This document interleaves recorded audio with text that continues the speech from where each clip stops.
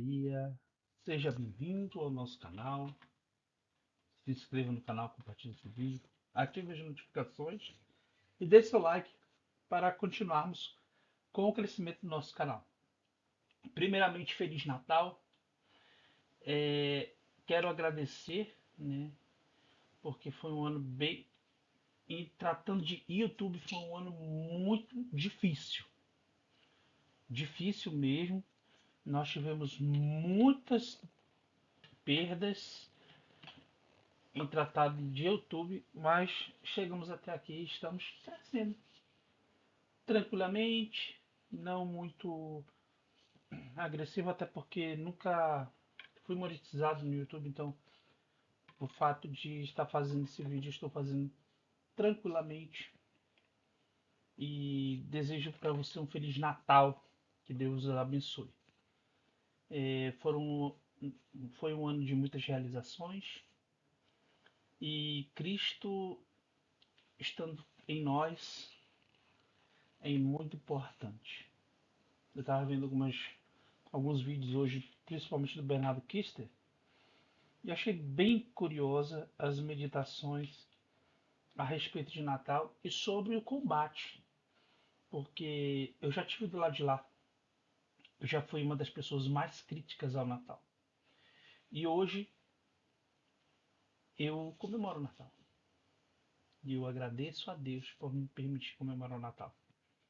Estamos reunidos em nome do Pai, do Filho e do Espírito Santo. Amém. Pai nosso que estás no céu, santificado seja o vosso nome, venha a nós o vosso reino, seja feita a vossa vontade, assim na terra como no céu. Pão nosso de cada dia nos dai hoje, perdoai as nossas ofensas, assim como nós perdoamos a quem nos tem ofendido.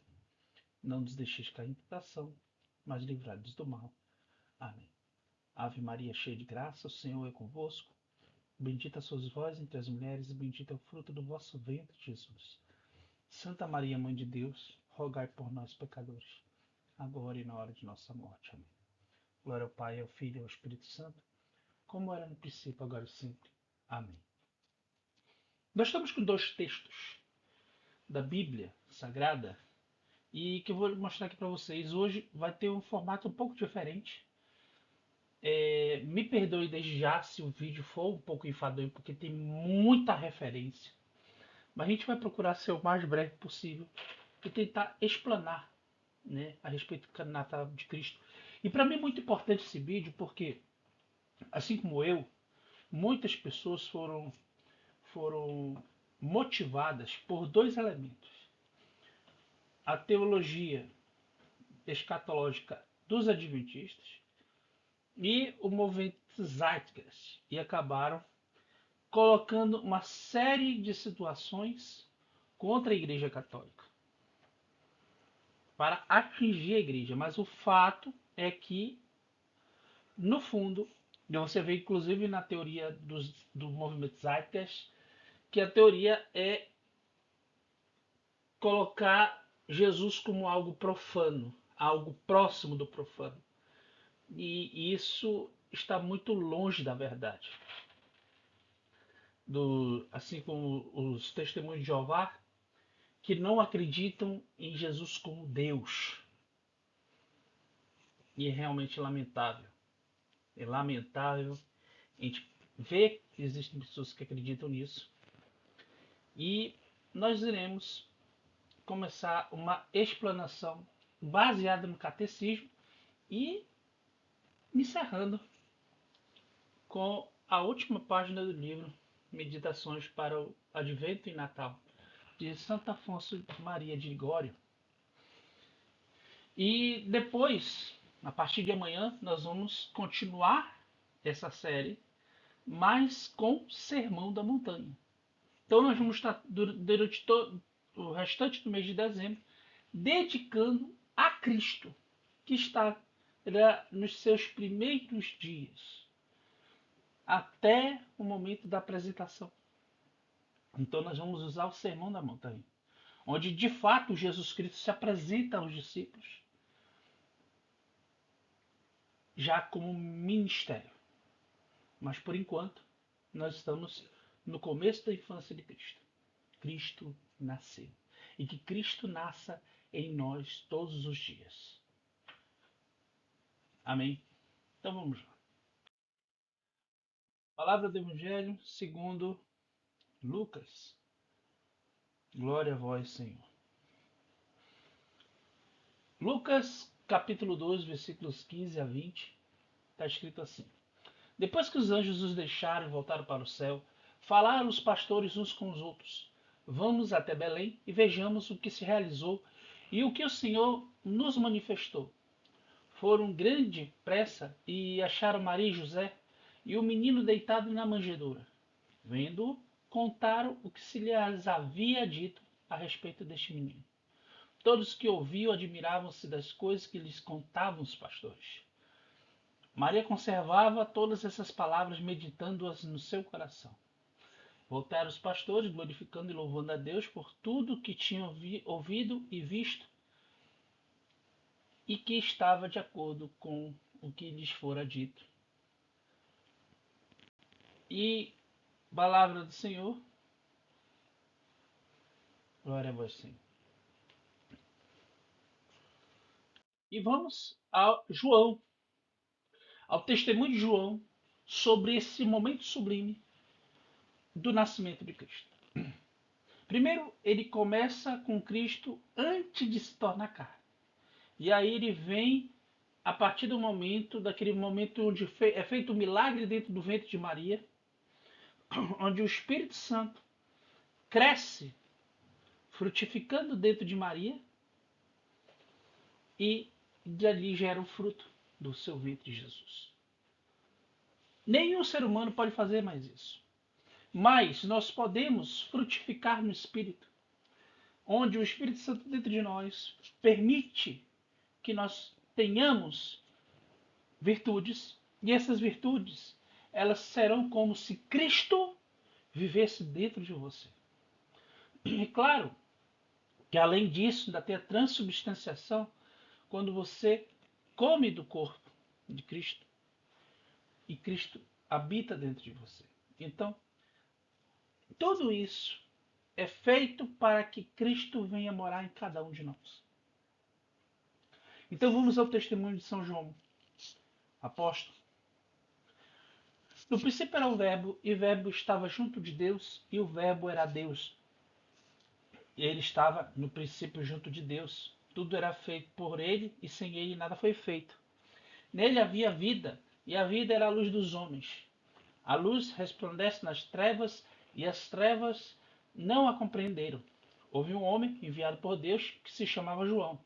Este veio como testemunha para dar testemunho da luz, a fim de que todos crescem por meio dele.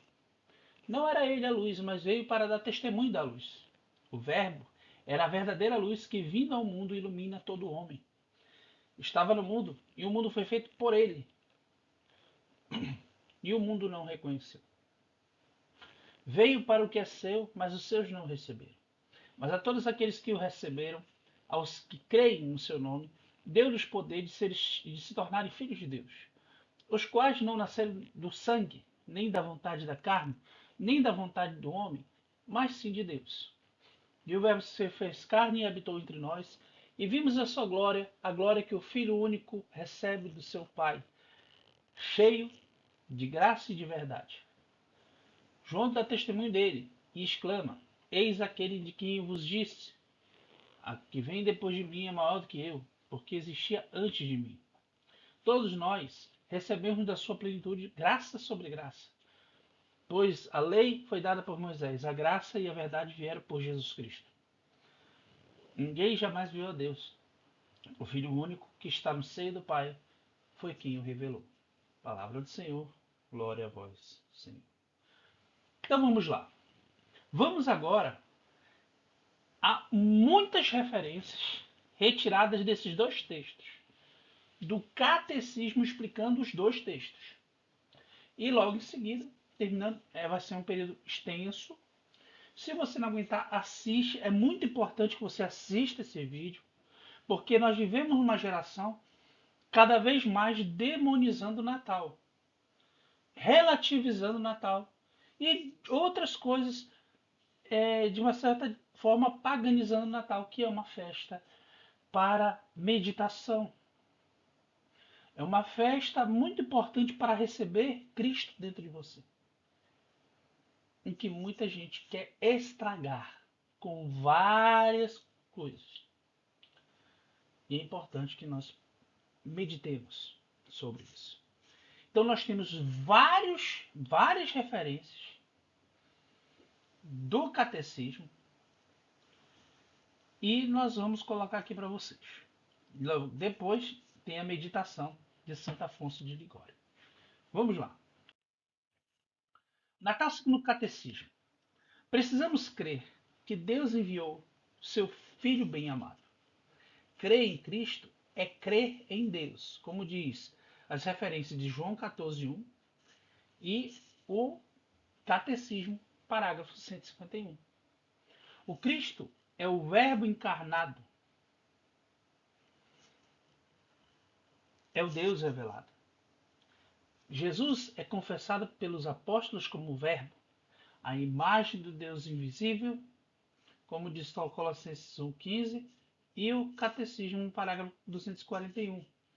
É o resplendor da glória do Pai, como diz Hebreus 1,3, e aquele que é todo-poderoso se revela na nossa fraqueza, como diz 2 Coríntios 12,9 e o Catecismo, no parágrafo 268. Eu quero ler aqui para vocês, que tampou ali, a imagem, a câmera aqui tampou 291, e eu vou ler aqui para vocês como está no Catecismo. Eu peguei do Catecismo na internet, mas vamos ler no Catecismo mesmo, né, no livro do Catecismo. No princípio era a palavra, e a palavra era Deus. Tudo foi feito por meio dela, e sem ela nada foi feito. O Novo Testamento revela que Deus criou tudo por meio do Verbo eterno, seu Filho bem-amado. Nele foram criadas todas as coisas no céu e na terra. Tudo foi criado por ele e para ele. Existe antes de todas as coisas, e nele todas as coisas têm consistência. Como diz Colossenses 1, 16 e 17. A fé da igreja afirma igualmente a ação criadora do Espírito Santo. Ele é doador de vida. O Espírito Criador, Veni Creator Spiritus, a fonte de todo bem. E aí, vamos a 3 referências do Catecismo. Parágrafo 333, da encarnação à ascensão.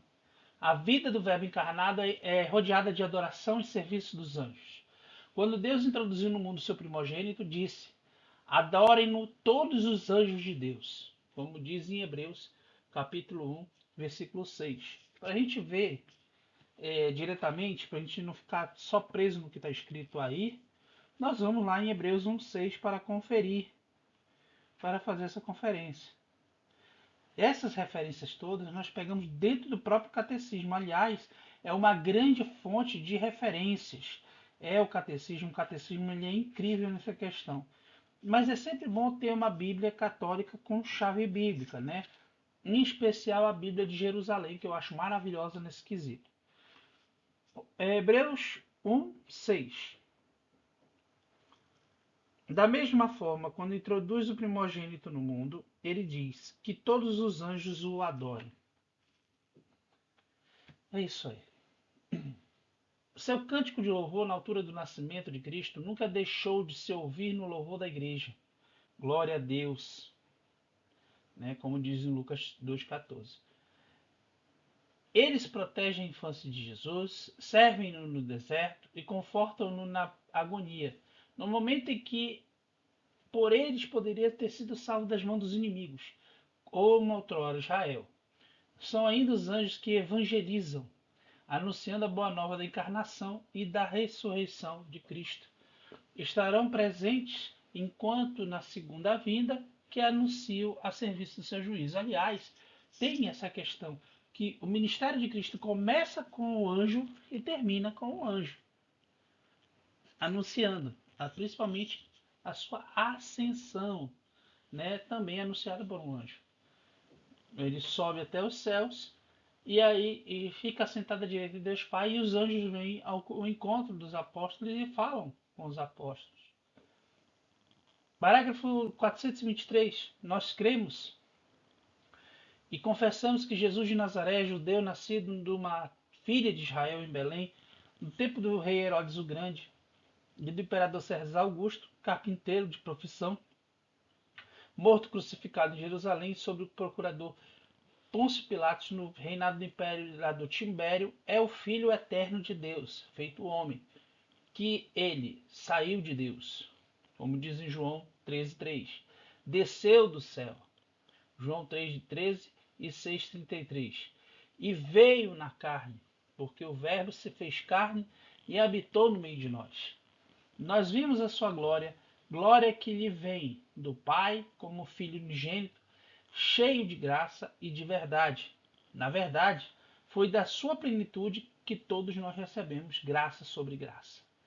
Como diz em João 1:14 e 16, que já lemos aqui. Parágrafo 437. O anjo anunciou aos pastores o nascimento de Jesus como sendo do Messias prometido a Israel. Nasceu hoje, na cidade de Davi, um Salvador que é Cristo, o Senhor. Lucas 2:11. Desde a origem, ele é aquele que o Pai consagrou e enviou ao mundo. João 10:36. Concebido como santo no seio virginal de Maria, José foi convidado por Deus a levar para sua casa Maria, sua esposa, grávida daquele que foi convidado por Deus a levar para sua casa. Aquele que nela foi gerado pelo poder do Espírito Santo. Mateus 1:20. Para que Jesus, chamado Cristo, nascesse da esposa de José, da descendência messiânica de Davi. Isso sempre me trouxe coisas para meditar, porque quem era da descendência de Davi era José, mas ele era visto como. Agora, não sei se a origem de Maria é da descendência de Davi, né? Já que a prima dela era casada com alguém da linhagem levítica, né? Então, não sei realmente. Realmente é uma informação que eu não sei dizer. Parágrafo 445. É depois da ressurreição que a filiação divina de Jesus aparece no poder da sua imunidade glorificada. Segundo o Espírito Santificante, pela sua ressurreição entre os mortos, ele foi estabelecido como Filho de Deus em poder. Romanos 1:4. E os apóstolos poderão confessar: nós vimos a sua glória, glória que lhe vem do Pai como a um Filho único, cheio de graça e de verdade. João 14. Parágrafo 448. Muitíssimas vezes nos evangelhos aparecem pessoas que se dirigem a Jesus chamando de Senhor. Esse título exprime a respeito e a confiança do que se aproximam de Jesus e que dele esperam socorro e cura. O enunciado sobre a moção do Espírito Santo exprime o reconhecimento do mistério divino de Jesus. No encontro com Jesus ressuscitado, transforma-se em adoração. Meu Senhor e meu Deus, como diz em João 20:28, sobre as falas de São Tomé. Aliás, foi por causa da fala de São Tomé que se vê a necessidade de que você possa ver o Cristo crucificado, porque é incrível que inconscientemente a gente acaba descreditando Jesus por não vê-lo. Não é diferente de Tomé. As pessoas não são diferentes de Tomé. Tomé é bem comum. É uma pessoa comum e que se deixou transformar a partir do encontro que ele tem com Jesus Cristo. Assume então uma conotação de amor e afeição que vai ficar com típica tradição do cristão. E o Senhor. João 21:7. Parágrafo 454. O nome de Filho de Deus significa a relação única e eterna de Jesus Cristo com Deus, seu Pai. Ele é o Filho único do Pai. E ele próprio, Deus. Crer que Jesus Cristo é o Filho de Deus é condição necessária para ser cristão. Parágrafo 461. Retomando a expressão de São João, e o Verbo se fez carne, a igreja chama de encarnação ao fato de o Filho de Deus ter assumido uma natureza humana para nela levar a efeito a nossa salvação. No hino que nos foi conservado por São Paulo, a igreja canta esse mistério. Tende em vós mesmos os sentimentos que havia em Cristo Jesus. Ele, que era de condição divina, não se valeu da sua igualdade com Deus, mas aniquilou-se a si próprio, assumindo a condição de servo, tornou-se semelhante aos homens. Aparecendo como homem, humilhou-se ainda mais, obedecendo até a morte, e a morte de cruz. Como diz em Filipenses, capítulo 2, versículos 5 a 8, que vocês acabaram de ver. Parágrafo 473. Mas, ao mesmo tempo, este reconhecimento, esse conhecimento verdadeiramente humano do Filho de Deus exprimiria a vida divina de sua pessoa. A natureza humana do Filho de Deus, não por si mesma, mas pela sua união com o Verbo, conhecia e manifestava em si tudo o que é próprio de Deus. É o caso, em primeiro lugar, do conhecimento íntimo imediato que o Filho de Deus feito homem tem do seu Pai. O Filho também mostrava no seu conhecimento humano a clara evidência divina que tinha dos pensamentos secretos do coração dos homens. Parágrafo 486. Tendo sido concebido por um homem, como homem no seio da Virgem Maria, o Filho único do Pai é Cristo, isto é, ungido pelo Espírito Santo, desde o princípio da sua existência humana, embora a sua manifestação só se venha a fazer progressivamente aos pastores, aos magos, a São João Batista, aos discípulos. Toda a vida de Jesus Cristo se manifestará, portanto, como Deus ungiu no Espírito Santo e poder. Atos 10, 38. Parágrafo 496 do Catecismo. Desde as primeiras formulações da fé, a Igreja confessou que Jesus foi concebido unicamente pelo poder do Espírito Santo no seio da Virgem Maria, afirmando igualmente o aspecto corporal desse acontecimento. Jesus foi concebido ab semine, ex Espírito Santo, do Espírito Santo sem sêmen, de homem. Os santos padres veem na concepção virginal o sinal de que foi verdadeiramente filho de Deus, que veio ao mundo numa humanidade como a nossa. Diz, por exemplo, Santo Inácio de Antioquia, esse texto a gente já leu em vídeos anteriores, mas é bom repetir isso. Vós estáis firmemente convencidos a respeito de nosso Senhor, que ele é verdadeiramente da raça de Davi, segundo a carne, filho de Deus, segundo a vontade e o poder de Deus, verdadeiramente nascido de uma virgem, foi verdadeiramente crucificado por nós, na sua carne sob Pôncio Pilatos, e verdadeiramente sofreu, como também verdadeiramente ressuscitou. Aliás, ele fez um credo e afirmando com verdades, né? Santo Inácio de Antioquia, é muito importante essa declaração dele. Parágrafo 504. Jesus é concebido pelo Espírito Santo no seio da Virgem Maria porque ele é o novo Adão, que inaugura a criação nova. O primeiro homem que veio à terra em pó, segundo homem veio do céu, como diz em 1 Coríntios 15, 47.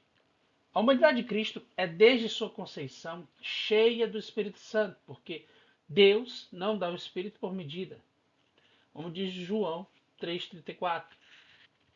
É da sua plenitude que lhe é própria, enquanto cabeça da humanidade resgatada, que nós recebemos graça sobre graça, como diz lá, a gente já leu inclusive o texto de João 1,16. Parágrafo 505. Jesus, o novo Adão, inaugura pela sua conceição virginal o novo nascimento dos filhos de adoção, no Espírito Santo pela fé. Como será isso? Nós vemos em Lucas 1,34 e dessa vez eu vou ler, tá? Nós não lemos na última vez que nós botamos essa situação, mas nós vamos ler dessa vez. Lucas 1,34, que diz assim: Maria disse ao anjo: Como acontecerá isso se eu não vivo com nenhum homem? Então deixa bem claro que não houve a pergunta, quem faz essa pergunta, como será isso, é a Nossa Senhora. A participação na vida divina não procede do sangue e nem da vontade da carne, nem da vontade do homem, mas da vontade de Deus. A recepção dessa vida é virginal, porque é inteiramente dada ao homem pelo Espírito. O sentido esponsal da vocação humana em relação a Deus foi perfeitamente realizado na maternidade virginal de Maria. Parágrafo 525. Jesus nasceu da humildade, do estábulo no seio de uma família pobre. As primeiras testemunhas desse acontecimento são simples pastores. É nesta pobreza que se manifesta a glória do céu. A igreja não se cansa de cantar a glória dessa noite. Hoje a Virgem dá a luz ao eterno e a terra oferece uma gruta ao inacessível. Cantam nos anjos os pastores e com a estrela os magos põem-se a caminho, porque tu nasceste para nós, pequeno infante, Deus eterno. Parágrafo 526, e antes do parágrafo 526 tem muita gente pregando por aí dizendo que Jesus nasceu em um ambiente de luxo. Já vi muita gente dizendo, mas a palavra de Deus é bem clara, que ele veio para os seus, mas os seus não o receberam. Então, o único local que foi oferecido para eles foi um estábulo numa manjedoura. Isso não tem nada de glorioso e rico nisso. Então, quem prega essa heresia está errado. Tornar-se criança diante de Deus é a condição para entrar no reino dos céus. Até porque ele entra no reino da terra como criança. Então, para nós entrarmos no reino dos céus, também tem que ser em forma de criança. E para isso é preciso abaixar-se, tornar-se pequeno. Mas ainda é preciso nascer do alto, nascer de Deus, para se tornar um filho de Deus. O mistério do Natal cumpre-se em nós quando Cristo se forma em nós. O Natal é o mistério desta admirável permuta, ou admirabile commercium creato generis humani, animato corpus summens de virgine nasci dignatus est, et procedens homo sine semini, largitus et nobis suam deitatem. Como está traduzindo aqui, o admirável permuta. O Criador do gênero humano tornou-se corpo e alma, dignou-se nascer numa virgem e, feito homem sem progenitor humano, tornou-nos participantes da sua virgindade, da sua divindade. Maravilhoso. Então, é um momento, não é um feriado, é um momento que você recebe para Cristo nascer em você. A fuga para o Egito e o massacre dos inocentes manifestam a oposição das trevas à luz. Ele veio para o que é seu e os seus não receberam. Toda a vida de Cristo decorrerá sob o signo da perseguição. Os seus partilham com toda a vida de Cristo decorrerá. Os seus partilham com ele, o seu regresso do Egito, relembra o êxito, né? E apresenta Jesus como libertador definitivo. Como vai Jerusalém, né? 529 aqui, acolheu seu Messias. Embora tenha sempre evitado as tentativas populares de o fazerem rei, Jesus escolheu o momento e preparou os pormenores da sua entrada messiânica na cidade de Davi, seu pai. Lucas 1,32. É aclamado como filho de Davi e como aquele que traz a salvação. Hosana quer dizer, então salva, dá a salvação. Ora, o Rei da Glória, como é descrito lá no Salmo 24, entra na sua cidade montado no jumento, como diz lá em Zacarias, capítulo 9, versículo 9, não conquista a filha de Sião, figura de sua igreja, nem pela astúcia, nem pela violência, mas pela humildade que dá testemunho da verdade. Por isso que é naquele dia, os súditos do seu reino são as crianças e os pobres de Deus, que o aclamam tal como os anjos o tinham anunciado aos pastores. A aclamação deles, bendito que vem em nome do Senhor, ou como diz no hebraico, Baruch Rabá Beshem Adonai, né? ela é citada em Salmo 118, 26, é retomada pela igreja nos Santos, que na liturgia eucarística, ao abrir o memorial da Páscoa do Senhor.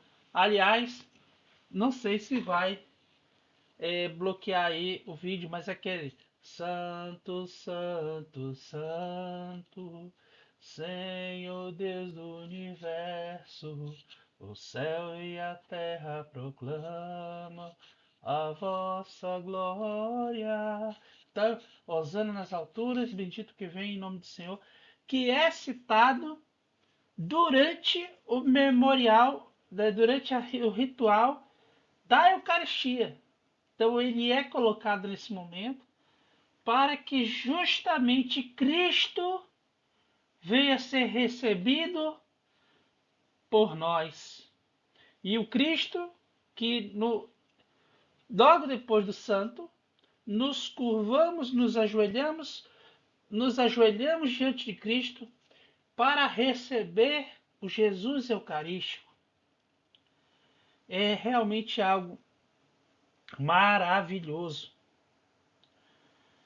Jesus praticou aqui no 594 atos como os perdão dos pecados que o manifestaram sendo o próprio Deus Salvador.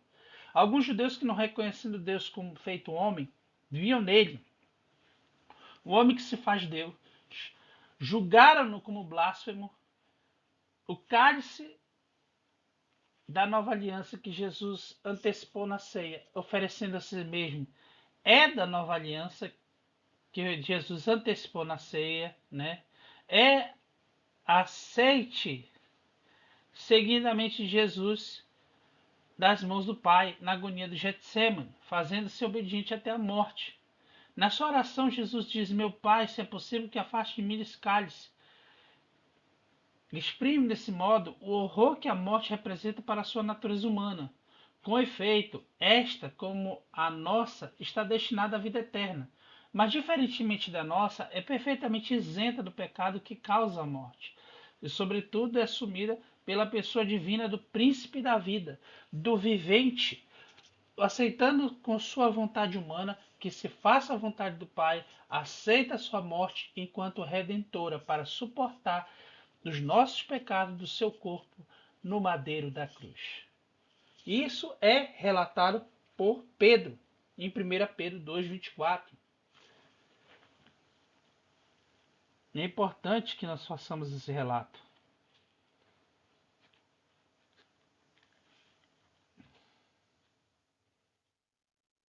1 Pedro 2,24. Ele carregou nossos pecados em seu corpo no madeiro, a fim de que, mortos para os pecados, vivamos para a justiça. E isso é muito importante, isso é maravilhoso. E dito pelo primeiro Papa. Aliás, nós pretendemos recuperar estudos antigos feitos que nós perdemos, né? Que a gente estava falando sobre. Eram duas séries: Pedro, o primeiro Papa, e a história dos Papas. Quando a gente for retomar, a gente vai fazer vídeos desse jeito aqui, mas como os primeiros Papas, ou então a história dos Papas. Nós vamos fazer essa programação aí futuramente. Ok? Então vamos lá. Parágrafo 695. A unção. O simbolismo da unção com óleo é também significativo do Espírito Santo, a ponto de se tornar seu sinônimo. Na iniciação cristã, ela é o sinal sacramental da confirmação, que é o crisma, né? Que juntamente das igrejas orientais se chama crismação. Mas para lhe aprender com toda a força, temos de voltar à primeira unção realizada pelo Espírito Santo, a de Jesus Cristo, Messias em hebraico. Significa ungido pelo Espírito de Deus. Houve ungidos do Senhor na antiga aliança, sobretudo o rei Davi, mas Jesus é ungido de Deus da maneira única. A humanidade que o Filho assume é totalmente ungida pelo Espírito Santo. É como se só brotasse um corpo de dentro daquele montaréu de óleo. É como se fosse isso. Aquele óleo imenso, gerou aquele oceano de óleo, gerou uma vida. E essa vida se chama Jesus. Se une ao líquido amniótico de dentro do ventre de Maria. Se alimenta das mesmas coisas que Maria se alimenta. Mas está repleto de Deus. É repleto da essência de Deus. A humanidade que Cristo assume é totalmente ungida pelo Espírito Santo. Jesus é constituído pelo Espírito Santo. A Virgem Maria concebe Cristo do Espírito Santo, que pelo anjo o anuncia como Cristo a quando no seu nascimento.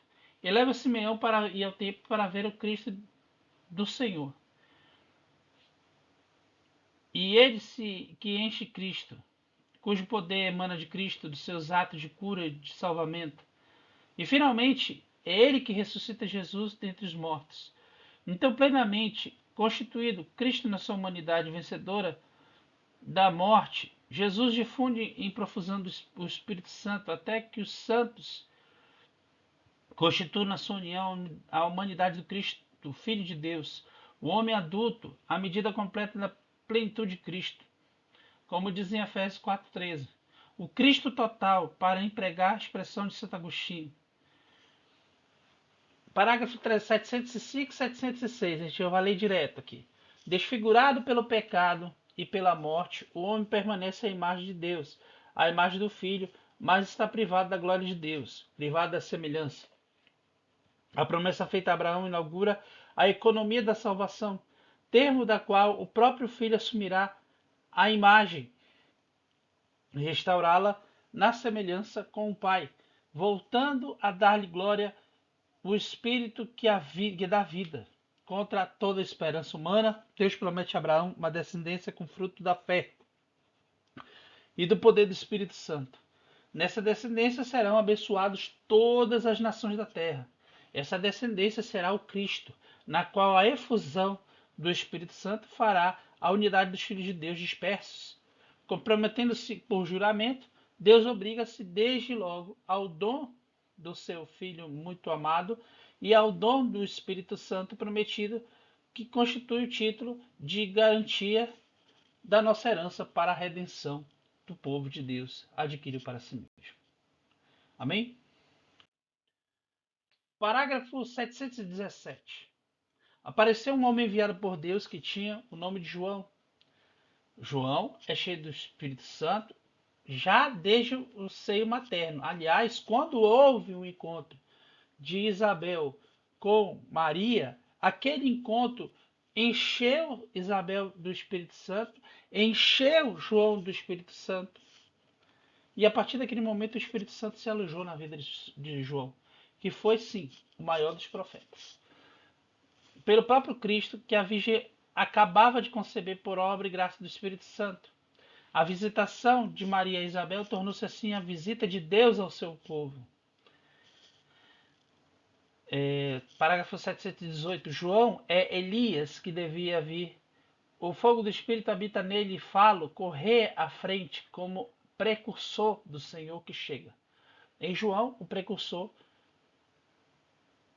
o Espírito Santo acaba de preparar para o Senhor um povo bem disposto.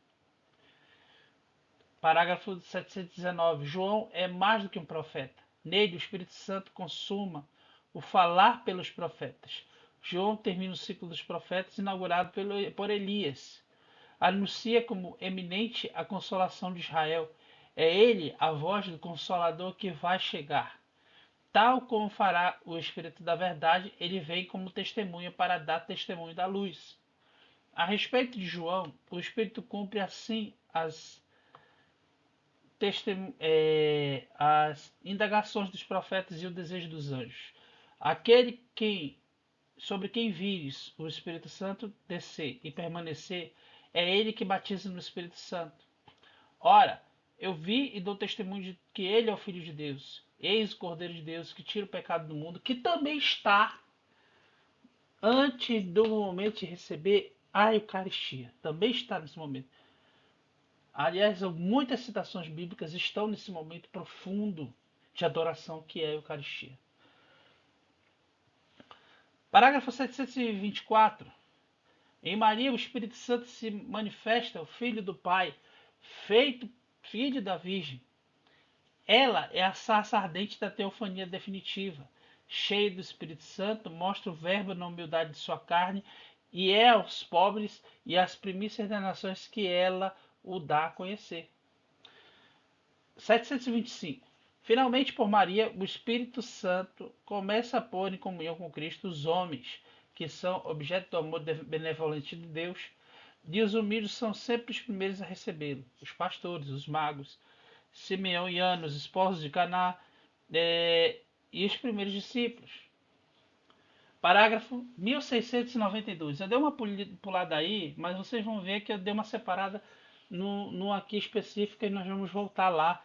Mas a gente vai passar direto do 1692, porque tem um antes do 1692. Lembrando que eu fiz a organização em ordem numérica, tá? É a ordem crescente. Não é a ordem que está no catecismo. É a ordem. E aí você vai estar indo, voltando e fazendo esse estudo. É bem interessante fazer dessa forma. Símbolo da fé. Professou a grandeza dos dons de Deus ao homem na obra da criação. E mais ainda, nos dá a redenção e a santificação. O que a fé confessa, os sacramentos comunicam-no, pelos sacramentos que os fizeram renascer, os cristãos tornaram-se filhos de Deus, como é descrito em 1 João 3:1.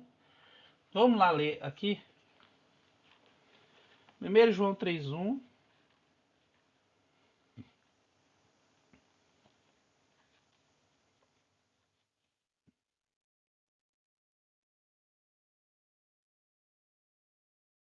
Veja o que mostra de amor o Pai nos tem dado, sermos chamados filhos de Deus. E nós o somos. Por causa disso, o mundo não nos conhece, porque também não conheceu a Deus. E aí, participante da natureza divina, 2 Pedro 1:4.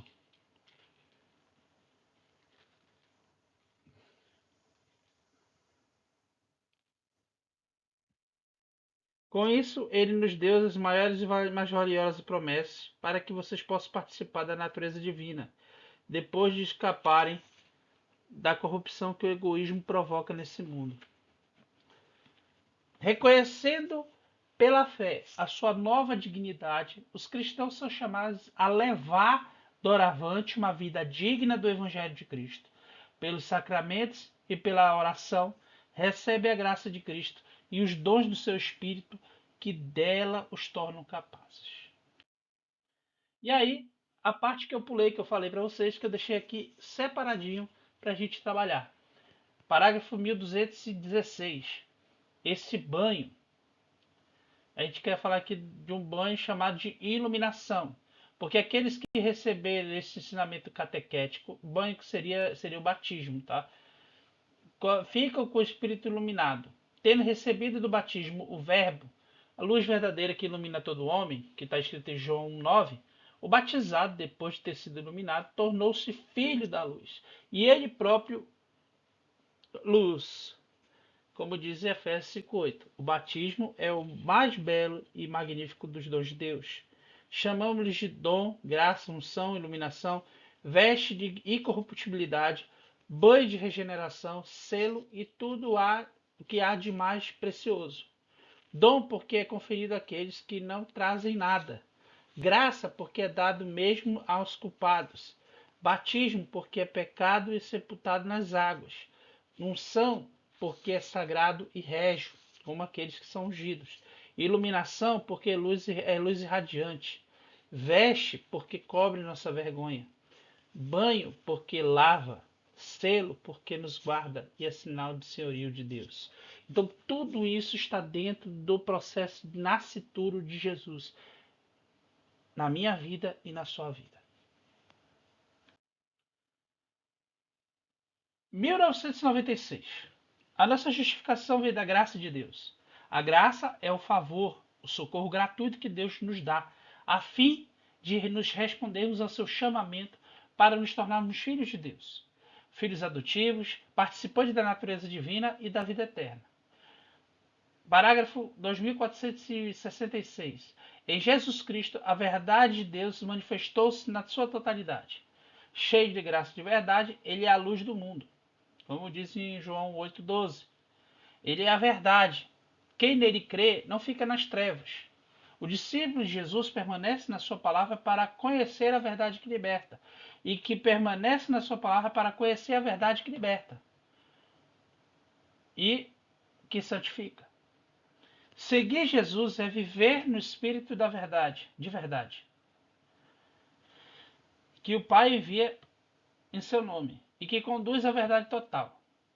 Aos seus discípulos, Jesus ensina o amor incondicional à verdade, que é a vossa linguagem, seja sim, sim, não, não. Isso é explicado em Mateus capítulo 5, versículo 37. Aliás, isso aqui é falado por Santo Agostinho. Por Santo Agostinho. Vamos colocar aqui rapidinho. Nós vamos fugir um pouquinho do script, que é o seguinte, vamos parar aqui no 2466. Nós vamos começar o 2599 depois de terminar aqui. Existem algumas referências de Santo Agostinho, nesse livro aqui, no capítulo 17. E algumas ponderações que a gente precisa fazer a respeito do sim, sim, não, não de Jesus Cristo. Que é importante que nós venhamos falar sobre isso. Os mandamentos, ele começa no versículo 33, que é assim. Igualmente ouviste, como foi dito aos antigos, não jurarás falso, mas guardarás para com o Senhor teus juramentos. Eu, porém, vos digo, não jureis de modo algum, nem pelo céu, que é o trono de Deus, nem pela terra, porque é os cabelos dos vossos pés, nem por Jerusalém, porque é a cidade do grande rei, nem jurarás pela tua cabeça, pois não pode fazer branco ou negro um dos teus cabelos.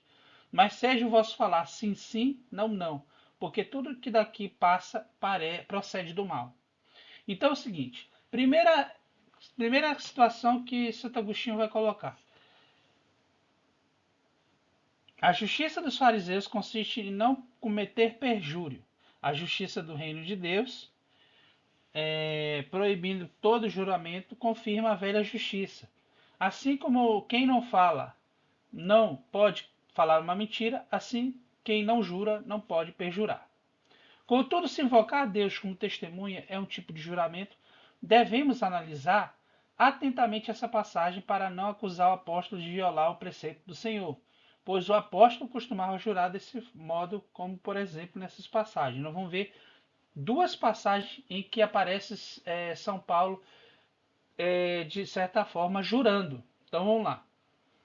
E no que vos escrevo, digo diante de Deus que não minto. Gálatas 1:20. E o Deus e Pai de nosso Senhor Jesus Cristo, que é bendito por todos os séculos, sabe que não minto. Então ele está afirmando aqui, eu juro que eu não minto. Outra passagem aqui, porque Deus é quem sirva em meu espírito no Evangelho de seu Filho, me é testemunha de incessantemente faço menção entre vós, rogando de sempre nas minhas orações. Aliás, ele fazia isso porque ele era uma pessoa que não vivia mais ele, mas Cristo vivia nele. Mas a minha explicação é muito tola, porque ela é muito próxima daquilo que o protestantismo fala. A gente precisa dar um resgate ao que é declarado por Santo Agostinho. Né? Que é declarado por Santo Agostinho, que é o seguinte, eu vou até marcar aqui o capítulo 17, que ele não vai ser tratado na continuação do Sermão da Montanha.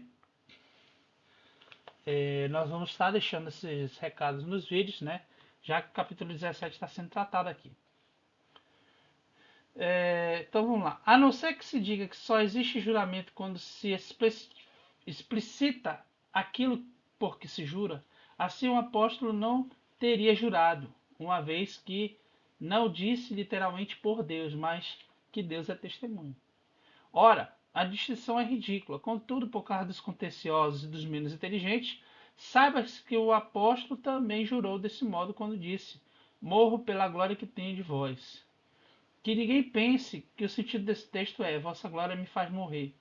Assim como diz, aprendeu pelo ensinamento de fulano. Isto é, aprendeu porque fulano lhe ensinou. Pois a frase consta nos manuscritos gregos É uma que está escrita aqui em grego e eu não sei ler grego, né? É uma frase de juramento. Na verdade, a partícula grega faz uma referência a juramentos por Apolo e pelos deuses, alguma coisa assim do tipo. E realmente é bem, ele deixa bem explícito que, como eu disse aqui, eu não entendo essa letra, é uma frase de juramento. Assim, proibindo o juramento, o Senhor deseja que não consideremos o ato de jurar como algo bom e não caiamos em perjúrio por causa do hábito de jurar. Por isso, quem entende que se deve jurar só quando é necessário e não à torta e à direita, refreie-se o quanto puder e só jure quando estritamente necessário, quando os homens se recusarem a crer em algo que lhes seria útil e no qual só creriam quando firmado por juramento. Isso aqui é maravilhoso. Isso aqui é maravilhoso. E é esse sentido das palavras que seja o vosso falar. É... Sim, sim, não, não. Isso é algo bom e desejável. Tudo que daqui passa procede do mal. Isto é, se te vires obrigado a jurar, sabes que é por causa da fraqueza dos que não querem crer. Então você é levado a fazer juramento por causa de pessoas que são tolas e não querem crer. Essa fraqueza é um mal do qual pedimos todos os dias para sermos livrados. Livrai-nos do mal. Isso lá no Pai Nosso. Ademais, não disse tudo o que daqui passa é mal? Então, coloque na sua oração em mente dessa situação aqui, com o ensinamento de Santo Agostinho, e quando você orar, livrai-nos do mal, e tenha em mente isso que ele está te ensinando aqui hoje. Pois podes fazer corretamente um juramento que pode ser necessário, embora não seja bom, para persuadir o outro de algo que lhe seja útil, mas procede do mal daquele cuja fraqueza te obriga a jurar. Porém, só os que têm experiência disso sabem quanto é difícil extirpar o ato de jurar, nunca fazendo de modo temerário a isto que nos obriga a necessidade. Por quê? Uma coisa que Santo Agostinho ensina é que ele coloca o seguinte: a partir do momento que você propõe o juramento, você se torna um devedor de Deus. Olha as duas citações que ele deixa bem claro isso. Portanto, o Senhor ensina que não existe nada na criação que seja tão vil que possa ser invocado como testemunho de perjúrio, uma vez que a providência divina abarca desde as criaturas mais sublimes até as mais ínfimas, desde o trono de Deus até o fio de cabelo preto ou branco. Isso está implícito na palavra. Portanto, quem jura por sua cabeça deve ser seu juramento a Deus, que sustenta infalivelmente todas as coisas e está presente em todos os lugares. E isso vale para todas as coisas que não poderiam ser enumeradas aqui. Tá certo? E quando você jura pelo céu, você está jurando por todas as almas santas. E se você jura pela terra, você jura por todas as almas pecadoras que vivem na terra.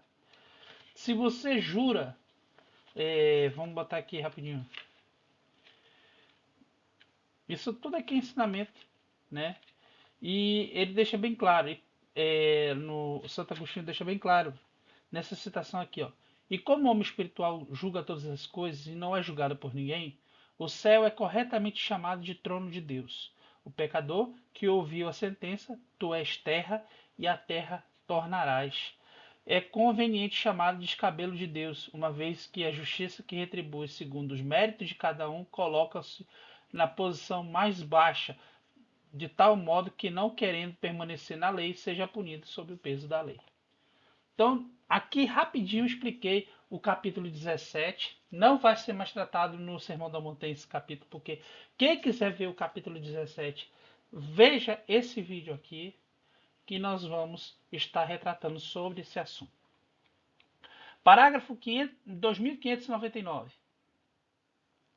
O Filho de Deus, feito da Virgem, aprendeu a orar segundo seu coração de homem. Aprendeu as fórmulas de oração com sua mãe, que conservava e meditava no seu coração todas as maravilhas feitas pelo Onipotente. Ele ora com as palavras e no ritmo da oração do seu povo, na sinagoga de Nazaré e no templo. Mas a sua oração brotava numa fonte muito mais secreta, como deixa pressentir quando diz aos 12 anos: eu devo ocupar-me das coisas das coisas do meu Pai. Aqui começa a revelar-se a novidade da oração na plenitude dos tempos, que é a oração filial. A partir daquele momento, quando ele fala isso no templo, ele diz assim que a partir de hoje, a oração que Deus quer não é mais entre servo e senhor, mas entre pai e filho. E que o pai esperava dos seus filhos vai finalmente ser vivida pelo próprio Filho único da sua humanidade, com e para os homens. Parágrafo 280, 2780. Não podemos invocar Deus como Pai, porque Ele nos foi revelado pelo seu Filho, feito homem, e porque seu Espírito nos faz conhecer. A revelação pessoal do Filho com o Pai, que o homem não pode conceber, nem os poderes angélicos podem entrever, eis que o Espírito do Filho nos faz participar dela.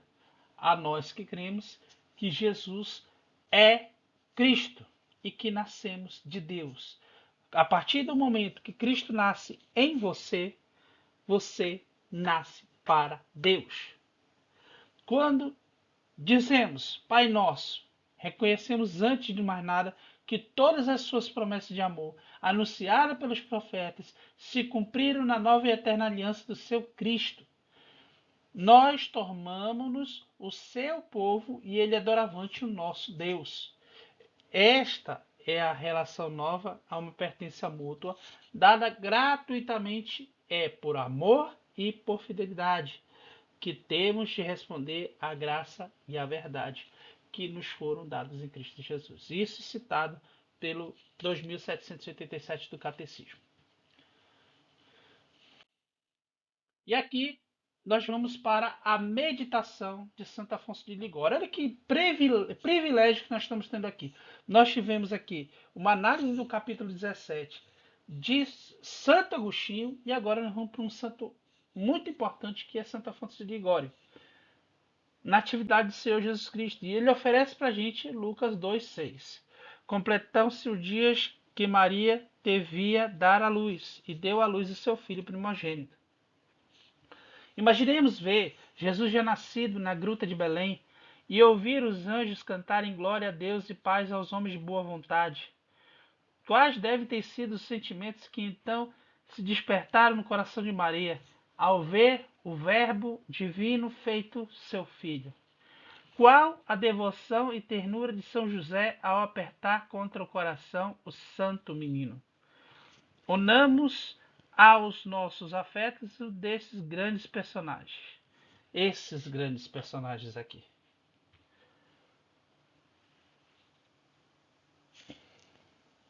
A Sagrada Família que está aqui sempre aqui na mesa. É a mesa de estudos da minha esposa. Eu estou aqui tomando posse. Né?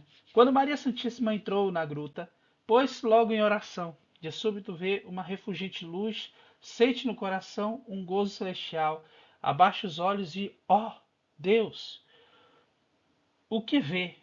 Vê diante de si o menino Jesus, tão belo e tão amável, que elevava os corações, mas treme e chora segundo a revelação feita a Santa Brígida. Estende as mãozinhas para dar a entender que Maria o torne em seus braços. Maria, no auge de santa alegria, chama José. Venha, ó José. Disse ela, vem ver, pois já nasceu o Filho de Deus.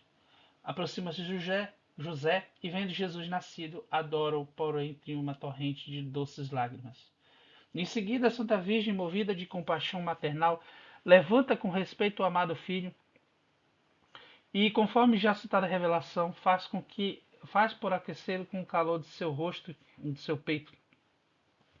Tendo no colo, adora o divino Jesus, o divino menino, como seu Deus, beija-lhe os pés como ao seu rei, e beija-lhe o rosto como a seu filho, e procura depressa cobri-lo e envolvê-lo nas suas mantilhas.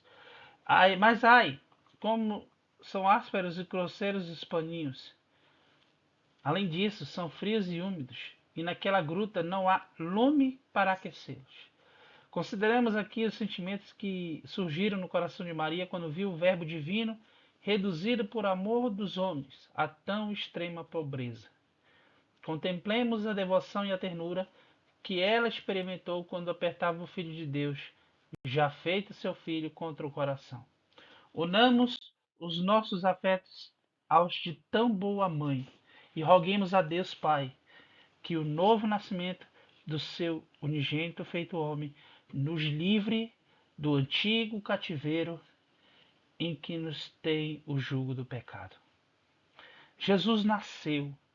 Vinde, ó reis, príncipes e todos os homens da terra. Vinde adorar o vosso rei. Mas quem é que se apresenta?